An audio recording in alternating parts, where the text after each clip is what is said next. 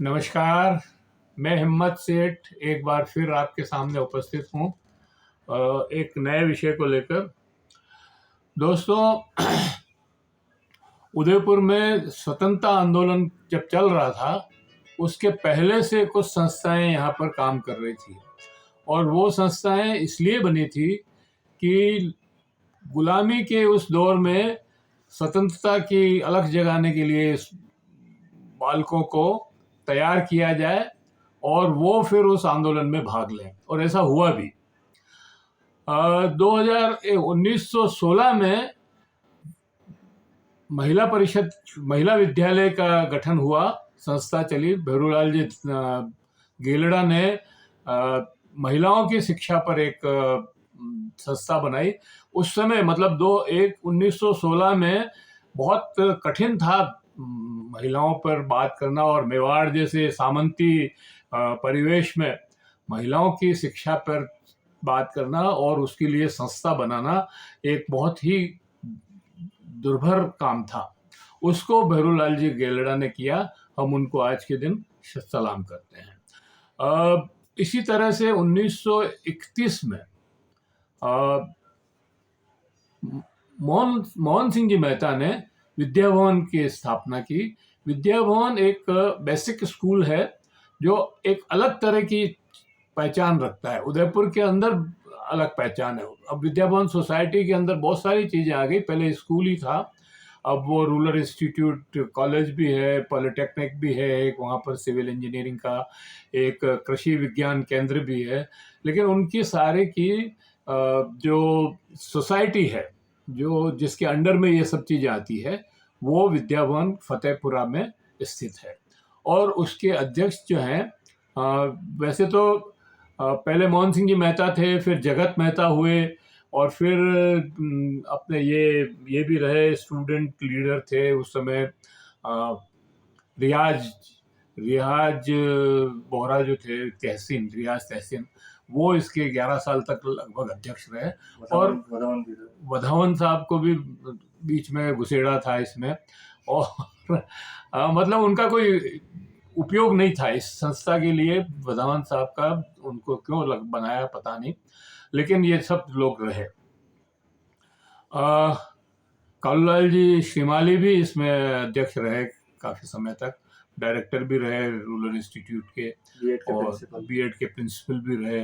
बोरदिया साहब भी थे यहाँ पर, केसरी मल जी बोरदिया, वो दादा भाई जिनके नाम से फेमस थे, वो भी रूरल इंस्टीट्यूट के डायरेक्टर भी रहे। तो इस तरह से एक अच्छी संस्था थी, जमी हुई संस्था थी, नाम था पूरा, और स्वतंत्रता आंदोलन के पहले से 1932 से चल रही थी। बहुत लोग यहाँ से निकले। कालूलाल जी श्रीमाली तो शिक्षा मंत्री भी बने। कई लोग इसमें से निकल करके अच्छे अच्छे पदों पर गए। लेकिन दुर्भाग्य देखिए आप कि आज ऐसे लोगों के हाथ में आ गई है। आज इसका अध्यक्ष तो वो जितेंद्र तायलिया हैं। वो एक बिजनेसमैन है, इंडस्ट्रियलिस्ट हैं। उनका शिक्षा, हालांकि वो शिक्षा शास्त्री है, शिक्षा में उन्होंने बीएन कॉलेज में काफ़ी 20-25 साल तक पढ़ाया है, और स्टूडेंट वहाँ के आज भी कहते हैं कि वो बहुत अच्छे पढ़ाते थे सर हमारे। लेकिन जब जो आदमी शिक्षा से जुड़ा हुआ हो वो ही मैनेजमेंट में आ जाता है तो उसकी दृष्टि बदल जाती है। फिर वो शिक्षक नहीं रह करके प्रबंधक हो जाता है, और प्रबंधक होने के बाद बहुत सारी चीज़ें उसमें एक अहम भाव भी जग जाता है। और इसी तरह से भट्ट साहब जो हैं वो शायद सेक्रेटरी हैं, नहीं सीईओ एक नई पोस्ट बनाई, मुख्य कार्यकारी अधिकारी। सेक्रेटरी होता था, पहले नहीं होती थी ये पद। पहले ये जो थे दीवान, यही काम देखा करते थे। लेकिन अब ये सीईओ बना करके एक आईएएस अफसर को इसमें लगा दिया। लेकिन आईएएस अफसर होने के बाद भी मैं कहूँगा उनको इतनी भी कानून की जानकारी नहीं है, श्रम कानूनों की, कि वो किस तरह से काम करते हैं। अभी वहाँ पर कुछ स्कूल में ये हुआ कि भाई टीचर्स से मीटिंग में कहा गया कि आपको अब 2 घंटे अधिक काम करना पड़ेगा और उसकी सैलरी नहीं मिलेगी। तो वहाँ की 2 महिला कर्मचारियों ने, टीचर ही थी शायद वो, उन्होंने उसका विरोध किया। उन्होंने कहा नहीं सर, ये तो गलत है, अगर आप हमसे काम ले रहे हैं तो हमको तनख्वाह तो देनी ही पड़ेगी, और ये आप अभी भी हमको तनख्वाह कोई ग्रेड तो दे नहीं रहे हैं, 10-10, 15-15 हज़ार रुपये देते हैं, इससे हमारा काम चलता नहीं है, फिर आप 2 घंटे और ज़्यादा काम लेंगे तो हमको उसकी तो तनख्वाह तो चाहिए। ये कहना था कि भट्ट साहब ने कहा आपको काम करना हो तो करो, नहीं तो तनख्वाह वनख्वाह तो कुछ नहीं मिलेगी। इसके ऊपर उन्होंने शायद मना किया कि नहीं हम काम तो नहीं करेंगे, तो इन्होंने उनको टर्मिनेट कर दिया, बर्खास्त कर दिया, सीधा बर्खास्त कर दिया। कोई नोटिस नहीं, कोई सुनवाई नहीं, कोई जानकारी नहीं, एकदम ये कानून के, श्रम कानूनों के बिल्कुल विपरीत है। आपको किसी को भी निकालना है तो उसको पहले नोटिस देना पड़ेगा, उससे उसका वर्जन लेना पड़ेगा रिटर्न में, और उसके बाद आप कोई कार्रवाई कर सकते हैं। और इतना आसान नहीं है किसी को निकालना। जैसे भट्ट साहब को शायद ये नहीं मालूम है कि अगर उनकी दुकान, पर्सनल दुकान हो, तब भी उनके कर्मचारी को इस तरह से नहीं निकाला जा सकता है। लेकिन भट्ट साहब RAS रहे, IAS रहे, और इतनी एडमिनिस्ट्रेटिव पदों पर रहे, उसके बाद भी ये जानकारी नहीं है। ये बड़ा आश्चर्य की बात है। और इस तरह की एक लाल फीताशाही जो उन्होंने चलाई, वो दुर्भाग्य है। हम इसकी निंदा करते हैं और इसी के ऊपर चर्चा करते हैं। आज उन कर्मचारियों ने एक ज्ञापन भी दिया। मेरे साथी पीयूष जोशी आपके मेरे साथ यहाँ बैठे हैं। पीयूष जोशी बेसिकली इंजीनियर हैं, इरिगेशन डिपार्टमेंट में काम करते थे, और वहाँ पर जो डिप्लोमा इंजीनियर्स की यूनियन थी उसके पदाधिकारी भी रहे हैं, और उस ट्रेड यूनियन के काम में बहुत सक्रिय रहे। तो अभी शायद ये वहीं से वो ज्ञापन दे करके ही आ रहे हैं, तो वो बताएंगे वास्तव में क्या घटना थी, क्या हुआ। मैंने तो एक छोटा मोटा एक खाका खींचा, लेकिन मैं उसके पहले कि वो पीयूष जी आपसे बातचीत करें, मैं ये अपील करना चाहता हूँ कि अगर आपने अभी तक भी हमारे YouTube चैनल महावीर समता संदेश को सब्सक्राइब न किया है तो सब्सक्राइब कर लें, बेल आइकन दबाना न भूलें, और अगर वीडियो अच्छे लग रहे हैं तो लाइक करें, फॉरवर्ड करें, और लोगों को भी भेजें, सोशल ग्रुप्स में डालें, और कमेंट बॉक्स में जाएं, कमेंट लिखें, सुझाव दें। आपके कमेंट और सुझाव हमें और बेहतर करने की ओर अग्रसर करेंगे। तो पीयूष जी, आपका बहुत बहुत स्वागत है हमारे इस YouTube चैनल पर, और अभिनंदन, आपका आभार भी कि आप हमें आ जाते हैं और हमारे दर्शकों को जो जानकारियां हैं वो देते हैं। तो पीयूष जी, आज ये जो घटना हुई है विद्या भवन की, आपका इससे क्या, कैसे रिलेटेड है, और क्या घटना हुई उसके संदर्भ में आप बात करें। हिम्मत जी, धन्यवाद। आज तक हम तकनीकी बिंदुओं पे, उदयपुर की समस्याओं पे बात करते थे। मेरा विद्यावन स्कूल से भी कुछ अल्प समय का नाता रहा है, और विद्यावन का मेरा जो डिप्लोमा इन सिविल इंजीनियर वो तो विद्यावन से ही है। स्कूल में कुछ समय के लिए मैं पढ़ा था बचपन में, तो विद्यावन से नाता था। विद्यावन स्कूल का, जैसा हिम्मत जी ने आपको बताया कि जैसे महिला शिक्षा में राजस्थान महिला विद्यालय का नाम लिया आपने, जो गेलोड़ा जी ने खोला, और आज दिन तक किसी समय में उदयपुर का सबसे अच्छा बालिका शिक्षा में राजस्थान महिला विद्यालय हुआ करता था, और बहुत वर्षों तक रहा। उसी प्रकार से जब 21 जुलाई 1931 को डॉक्टर मोहन सिंह मेहता ने, जो राजस्थान यूनिवर्सिटी को भी स्थापित करने में उनकी बड़ी भूमिका रही, जो आज उनका वाइस चांसलर थे, तो वो जो इंफ्रास्ट्रक्चर जो दिखता है, या जो उनकी दूरदर्शिता दिखती है, आज तक वो उन पे चल रहा है। और जो जमीन वगैरह जो उन्होंने उस समय टाइम पे ली, जैसा अपने यहाँ उदयपुर के लिए कहते हैं, वैसा ही उन्होंने यहाँ पर विद्यावन की स्थापना की 21 जुलाई 1931 को।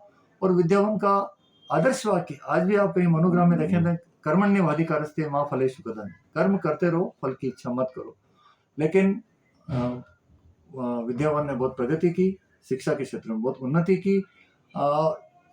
शिक्षा, स्कूल का इतना नाम था हिम्मत जी एक समय में कि भारत के हर राज्य का बच्चा यहाँ हॉस्टल में रह के पढ़ना चाहता था, और पढ़ते थे यहाँ के हॉस्टल में रह के पढ़ते थे। और आपने जैसे ट्राइबल्स को भी पढ़ाते थे, खास तौर ट्राइबल्स से को तो उनको तो स्कॉलरशिप मिलती थी, उनको तो निःशुल्क मिलते थे, और वो यहाँ से बहुत बच्चे पीडब्ल्यूडी सेक्रेटरी तक रहे हमारे यहाँ से निकले हुए बच्चे, और उधर भी जनरल आईएएस वगैरह में गए, बहुत नाम किया है विद्यावन का, पूरे भारत में ही नहीं विश्व में नाम किया है इनकी। कुछ लड़के मिलिट्री में भी गए, मिलिट्री में बहुत अच्छी जगह गए। मेरे कुछ साधु जी के बड़े भाई साहब ब्रिगेडियर से रिटायर हुए हैं, जो विद्यावन स्कूल से उनकी शिक्षा थी, और मिलिट्री में जो मेडिकल शिक्षा ली उन्होंने आईआईटी से, बाद में ब्रिगेडियर पद से सेवानिवृत्त हुए।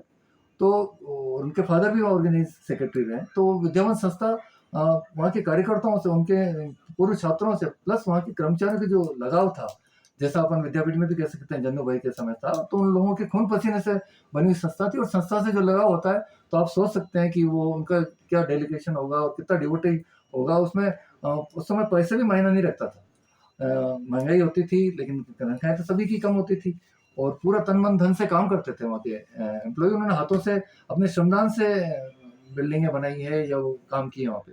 तो अपन मेन मुद्दे की बात कर रहे थे कि जब से कुछ सालों से विद्यावन संस्थान बड़े बड़े उद्योगपतियों की नज़र में थी, उसका हिम्मत कारण शिक्षा को बढ़ाना नहीं था। उसकी जो सहेलियों की बाड़ी से लगाकर बड़गांव तक जो भूमि दिखती है ना, जमीन जो दिखती है, जो संपत्ति जो दिखती है, उनको जमीन उस पर निगाहें थी। बीच में आपने सुना, वो विवाद भी आया था जमीन में, बीच में आपने सुना होगा अजीत प्रेम जी से एमओयू हो रहा। अरे अजीत प्रेम जी क्या करेंगे विद्यावन? किया ना, हुआ ना एमओयू। और वो जैसे तैसे कुछ हुआ, सालों तक चला, फिर वापस बीच में आए। इसका बीच में जगत साहब थे तब तक, बहुत फिर भी अच्छा रहा। बीएड कॉलेज खुला, नया एक बीएड कॉलेज और गांधीयन खुला। विद्यावन की जो पॉलिटेक्निक था, केवल सिविल इंजीनियरिंग की एक शाखा होती थी, उसमें 4-5 शाखाएं हुई, और नॉर्थ इंडिया का सबसे बढ़िया पॉलिटेक्निक में उसको 3-4 बार इनाम मिला। तो आप सोच सकते हैं कि शिक्षा का स्तर आज भी, शिक्षा की जहाँ हम पेपर लीक की बात करते हैं, डिस्टेंस एजुकेशन में लोग डिग्रियाँ खरीद रहे हैं, विद्यावन ने अपना स्तर अंत तक बनाए रखा। और एक बार मैं बताऊँ आपको, बोर्ड ने विद्यावन स्कूल को ऑटोनमस दर्जा दिया कि आप सेल्फ एग्जाम लीजिए और आपको जो मर्जी और सिलेबस हो। कुछ समय तक वो स्टेटस 1 या 2 स्कूल को राजस्थान में मिला था, उसमें विद्यावन एक घटना पे आई है। अब घटना ये हुई 26 सितंबर को सीओ राजन जी भट्ट, अध्यक्ष और विद्यावन सोसाइटी की मीटिंग आम कर्मचारियों, विशेष स्कूल के शिक्षक शिक्षिकाओं के साथ हो रही थी। तो जो आपने बताया 2 घंटे काम करने का, और थोड़ा सा उनका जो एक आईएएस का जो रुख, आईएएस का रुख प्रशासन में अलग होता है, ये शिक्षण संस्था है, यहाँ वो जो वो नहीं चलते हैं। जैसा आपने कहा ना, श्रम कानून का ज्ञान होना आवश्यक है, और शिक्षण संस्था को चलाना तो और टिपिकल है कि उसको आप, तो उन्होंने जो 2 घंटे ज़्यादा पढ़ाने की बात की। अभी वहाँ 8 से 2 बजे का टाइम है, तो 2 से 4 आपको पढ़ाना पड़ेगा, और उसका हम आपको कोई भुगतान नहीं करें। इसी बात पे जो वहाँ शिक्षिकाएं सारे कुछ रिप्रेजेंट करती थी, 2 शिक्षकों ने अपनी बात कही। उसमें ना तो कोई उन्होंने कोई चरित्र वो अपने बोलने में कोई अपना आचरण को वो किया, व्यवहार में कोई ऐसी कोई गर्माहट थी, और उन्हें के केवल उनके जो अपना बात रखने पर उनको दूसरे दिन टर्मिनेशन वाला ऑर्डर मिल जाता है। विद्यावन संस्थान के नहीं, सभी के लिए शर्मनाक बात है। और इनको पहले यदि सीओ लगते हैं, अफसर तो अपमान मानते हैं, नहीं अपमान माने चाहे नहीं माने, तो मेरा तो ये सुझाव है विद्यावन सोसाइटी को भी, जितेंद्र जी तायली अध्यक्ष महोदय को, और पूरी बोर्ड ऑफ मैनेजमेंट को, हमारे विद्यावन के ओल्ड बॉयज के भी बहुत लोग संस्थान में उसमें सदस्य हैं, वो भी कहीं सुन रहे हैं, तो उसको ध्यान रखें। एग्जीक्यूटिव मेंबर्स जितने हैं सभी संस्थाओं से, बीएड के भी हैं, इंजीनियरिंग के भी हैं, जितने भी हैं, वो रखें ये बात कि बिना उनकी बात सुने। और यदि कोई आता है, मैं तो इसको उचित भी नहीं मानता हूँ कि कोई रिटायर्ड आदमी 60 साल तक पहले राज्य सरकार की, भारत सरकार की सेवाएं करे, और बाद में छाती पे मूंग दलने के लिए संस्था, मैं तो कहता हूँ संस्था से जो निकला हुआ आदमी होता है, वरिष्ठ आदमी होता है, जिसका शिक्षा का भी अनुभव है, उसी को आपको वहाँ का अध्यक्ष बनाना चाहिए, या सीओ भी पद आपने बना लिया। पहले ऑर्गेनाइजिंग सेक्रेटरी से बड़ा पद नहीं होता था, और लेकिन आपने बनाया तो वो भी वहीं से निकलता, तो वो ज़्यादा अच्छा काम करेगा। आपने दोनों को टर्मिनेशन दे दिया। उन दोनों शिक्षिकाओं की आर्थिक स्थिति बिल्कुल अच्छी नहीं है। कल वाली मीटिंग में नहीं था, हमारे जो संरक्षक हैं वहाँ की यूनियन के प्रोफेसर हेमंत चंडालिया, जो उदयपुर की सभी अनुदानित संस्थाओं को भी देखते थे, से बात हुई थी सुबह में। हाँ, तो उन्होंने ही बताया, तो उनसे भी मेरी तो जो कल मीटिंग हुई थी, उसमें वो शिक्षिकाएं मजी फूट के रोने दी प्रैक्टिकल, कि अब हम क्या करेंगे, हम हमारा घर कैसे चलाएंगे।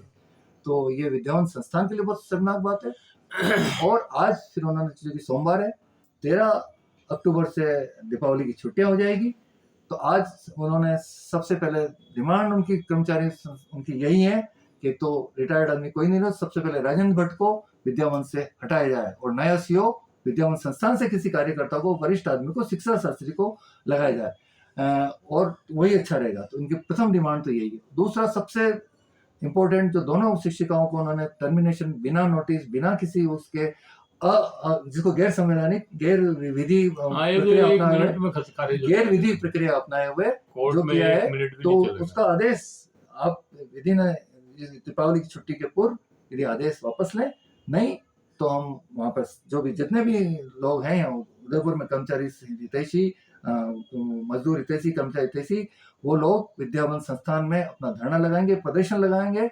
और उसके अलावा और भी कोई अशांति होती है तो उसके लिए विद्यावन का ये board of management, Rajendra Bhatt, ताइले जी जिम्मेदार होंगे और एक कोई शैलेंद्र जी भी हैं। और इन सबके पीछे मैं बता रहा हूँ, मैं नाम नहीं लेना चाहता, वो बड़े उद्योगपति हैं, बताते हैं कि पीछे से जो शिखर मीटर वगैरह जो चलाते हैं, सलील सिंगल जी भी इसमें बहुत वो रखते हैं, लेकिन वो पर्दे के पीछे नेपथ्य में से काम करते हैं। तो मैं सभी को आगाह करना चाहता हूँ कि सबसे और प्रथम जो आपकी शिक्षिकाएं हैं दोनों, उनको आप टर्मिनेशन ऑर्डर रद्द करें और कर्मचारियों से उनकी समस्याओं की वार्ता करें, और 2 घंटे का जो आपने तुगलकी फरमान जारी किया, इसको भी पुनः लें। पता नहीं क्यों ये इंडस्ट्रियलिस्ट जो है एजुकेशन से संस्थाओं के पीछे लगे हुए हैं। और वो राजस्थान ये जो विद्यालय है, इसमें भी ये आरके मार्बल वाले जो है महिला विद्यालय, हाँ, कोशिश महिला विद्यालय असफल कोशिश अभी भी है वो पीछे अरविंद। तो ये मतलब पता नहीं क्यों ये लोग इन संस्थाओं को बर्बाद करने के लिए पीछे जुड़े हुए हैं। हालांकि वहाँ की जमीनें बहुत महंगी है और जमीनों पे कब्जा करने का कोई उद्देश्य होगा। अभी विद्यावन में जमीन बेची भी, उसका विवाद भी चल रहा है, पता नहीं उसमें कौन कल्पित है। और मेरी समझ में ये अजय मेहता थे अध्यक्ष, तब तक तो फिर भी ठीक ठाक था मामला। हालांकि उसके पहले भी एक जमीन बेची थी इन्होंने, 4 बीघा या 6 बीघा ऐसी कोई, उसका भी विवाद हुआ था। लेकिन कुल मिलाकर के ये है कि ये केस जो अभी इन्होंने बर्खास्त किए हैं 2 लोगों को, ये अगर कोर्ट से स्टे लेंगे तो 1 मिनट में मिल जाएगा और ये कहीं पे भी नहीं टिकता है। मतलब इस तरह से बर्खास्त करना तो कहीं टिकता ही नहीं है। तो खैर जो भी होगा, हम इस वीडियो को यहीं समाप्त करते हैं और आशा करते हैं कि आपको ये वीडियो पसंद आया होगा। पसंद आया तो लाइक करें, फॉरवर्ड करें और लोगों को भेजें, सोशल ग्रुप्स में डालें, कमेंट बॉक्स में जाएं, कमेंट लिखें, सुझाव दें। आपके कमेंट और सुझाव हमें और बेहतर करने की ओर अग्रसर करेंगे।